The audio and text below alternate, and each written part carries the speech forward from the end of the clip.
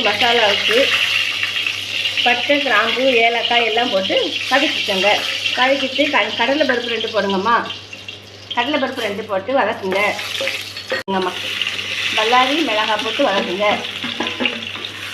இஞ்சி பூண்டு பேஸ்ட்டு குருமாக்கு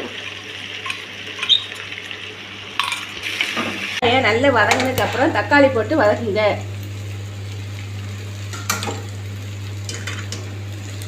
அம்மா தக்காளியை வதங்கிட்டுமா, வதங்கினதுக்கப்புறம் சிறிது மஞ்சள் பொடி போட்டுக்கோங்கம்மா. மஞ்சள் போட்டு உப்பும் போட்டுக்கோங்க.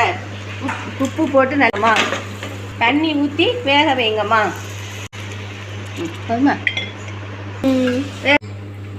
வேக வச்ச உருளைக்கிழங்க வெங்காயத்தோடு மிக்ஸ் பண்ணி நல்ல கிளறி ஒரு 5 நிமிஷம் வேக விடுங்க. உருளைக்கிழங்கு மசாலா ரெடி ஆகிட்டுமா.